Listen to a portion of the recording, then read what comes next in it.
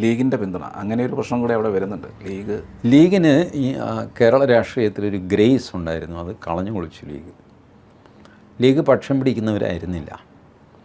League dispute സെറ്റിൽ ചെയ്യുന്ന ആൾക്കാരായിരുന്നു. പാണക്കാട് പോയിട്ട് കോൺഗ്രസ്സിലെ വിവിധ ഗ്രൂപ്പുകൾ സംസാരിച്ച് പാണക്കാട്ടെ തീരുമാനത്തിന് അവർ മതി, പാണക്കാട് തങ്ങളൊക്കെ പറഞ്ഞ് മതി എന്നൊക്കെ പറഞ്ഞ് അവസാനിപ്പിക്കുന്നു. മധ്യസ്ഥ റോളായിരുന്നു ലീഗിൻ്റെ. ലീഗ് എന്തിനാണ് വി ഡി സതീശനെ പിന്തുണച്ചതെന്ന് എനിക്കിപ്പോഴും മനസ്സിലാകുന്നില്ല. ഇനി വല്ല അണ്ടർഹാൻഡ് ഡീലിങ്സും ഉണ്ടോ എന്നറിയില്ല. അല്ലെങ്കിൽ വി ഡി സതീശൻ ലീഗിന് വേണ്ടി എന്തൊക്കെ ചെയ്യുമോ അത് അതിലും ഭംഗിയായിട്ട് രമേശ് ചെന്നിത്തല ചെയ്തു കൊടുക്കും, സംശയമുണ്ട്. ഇതേ കാര്യം ഇതിലും ഭംഗിയായിട്ട് കെ സി വേണുഗോപാൽ ചെയ്തു കൊടുക്കും. പിന്നെ എന്താ ലീഗ് വാശി പിടിക്കാൻ കാര്യം?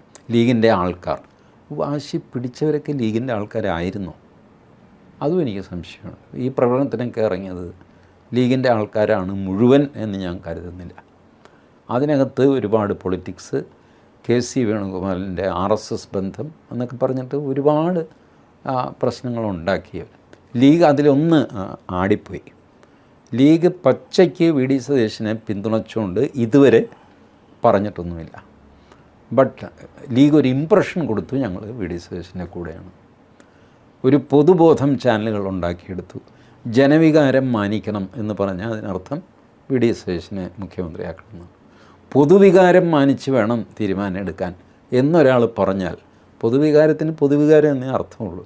പക്ഷേ ഇവിടെ അർത്ഥം വി ഡി സതീശൻ എന്നാണ്. ഈ ജനവികാരം പൊതുവികാരം ഇട്ട് കളിച്ചു ചാനലുകൾ. പൊതുവികാരം ഉണ്ടാക്കാൻ ഒരു വി ഡി സതീശന് അനുകൂല നരേറ്റീവ് ഉണ്ടാക്കാൻ ചാനലുകൾ രാപകൽ കഷ്ടപ്പെട്ടു.